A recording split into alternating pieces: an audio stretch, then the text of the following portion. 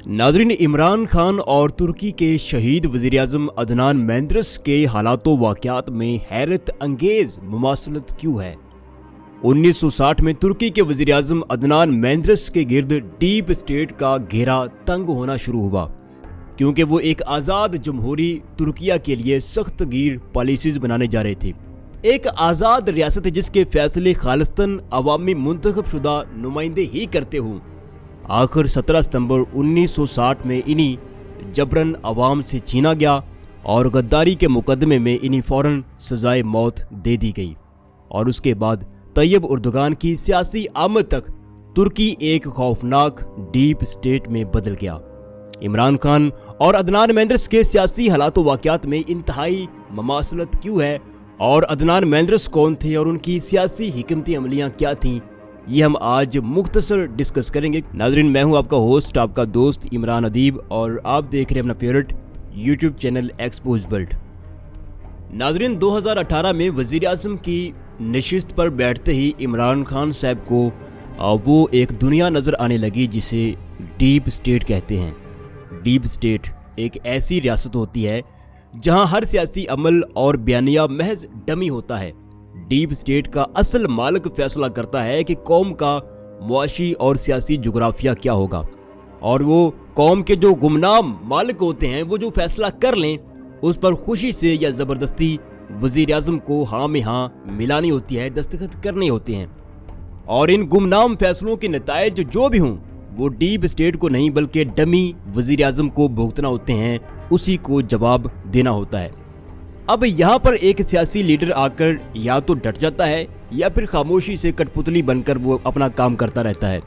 अब अगर वो डट जाए तो फिर पूरी दुनिया में हर डीप स्टेट के खिलाफ उठने वाले लीडर का एक ही अंजाम होता है, अंधाधुंध मुकदमात और किसी नामालूम जगह पर फांसी। और यही कुछ अदनान मेंदेरेस के साथ भी हुआ। नाज़रीन, अदनान मेंदेरेस एक अमीर घराने से ताल्लुक़ रखते थे और खुदा उन्हें वो सब कुछ दे चुका था जिसकी एक इंसान जो है वो ख्वाहिश कर सकता है। लेकिन उनकी सबसे बड़ी ख्वाहिश ये थी कि तुर्की जो आज़ादी और तरक्की के तस्वर से गैर आशना था, उन्हें ये दौलत सियासी अमल के नतीजे में हासिल हो जाए, क्योंकि तुर्की उस वक़्त मुस्तफ़ा कमाल अतातुर्क की बनाई हुई एक डीप स्टेट था। नाज़रीन, 1940 में अदनान मेंदेरेस ने डेमोक्रेटिक नाम की अपनी एक सियासी जमात की बुनियाद रखी। उनके ख्याल में मुस्तफ़ा कमाल अतातुर्क जो थे वो एक अच्छे जर्नैल तो हो सकते थे, लेकिन उनमें सियासी बसीरत का खासा फुकदान था। वो हर चीज़ को सियासी अमल के बजाय जबर और डंडे से सीधा करना चाहते थे। वो लोगों की मजहबी और सियासी राय भी डंडे और जबर के ज़रिए बदलना चाहते थे। और नाज़रीन, यही चीज़ किसी भी मुल्क में डीप स्टेट के होने ना होने की सबसे बड़ी निशानी होती है।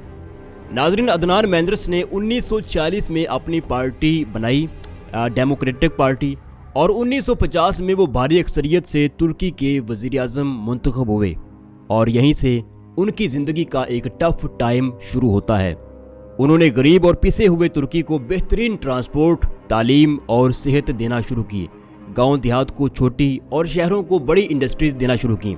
इंसाफ और कानून की बालादस्ती कायम की। मुल्क में बेहतरीन खारजा पॉलिसीज मुरतब करवाईं। तुर्की में जदीद बैंकिंग सिस्टम भी कायम किया। अब एक तरफ तो वो ये सब कुछ कर रहे थे, लेकिन दूसरी तरफ वो एक अलग तरह की जंग लड़ रहे थे। अदनान मेंदेरेस ने अस्करी इदारों का बजट महदूद किया। डीप स्टेट ने तुर्की के वसाइल लपेटने के लिए जितने भी कानूनी हथकंडे बनाए हुए थे, अदनान मेंदेरेस ने वो सब लपेट कर साइड पर कर दिए और वो आर्मी चीफ को अपना मातहत समझते थे और किसी भी डीप स्टेट होल्डर को कार्य सरकार में मदाखलत की हरगिज इजाज़त नहीं थी। अब डीप स्टेट तनख्वाहें जिनके लिए बहुत छोटी रकमें थीं और इनके यानी तुर्की की जो डीप स्टेट थी, इनके मामलात करप्शन और स्मगलिंग से चलते थे और यूं वो पूरी तरह सटपटा गए। और आखिरकार 1960 में तुर्की की फौज ने बगावत कर दी।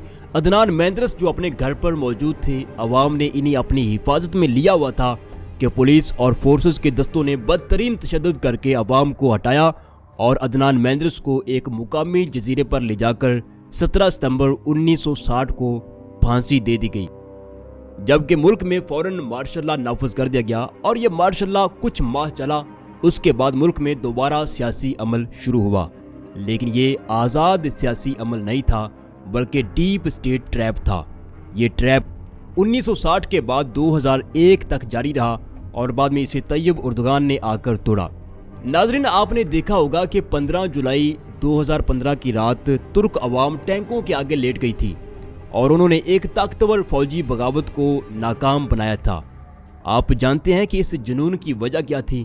ناظرین، اس جنون کے پیچھے 1960 کی ناکامی اور غصہ پچھتاوا تھا، جب ترک عوام ایک غیرت مند جمہوری وزیر اعظم کو نہیں بچا سکے تھے، اور اس کے بعد انہوں نے جو 40 سال گزارے وہ غلامی اور پچھتاوے کے 40 سال تھے، جس میں ان کے کوئی بھی بنیادی انسانی حقوق کا خیال رکھنے والا، ان کا ڈیفینس کرنے والا کوئی بھی سیاسی منتخب شدہ نمائندہ نہیں ہوتا تھا۔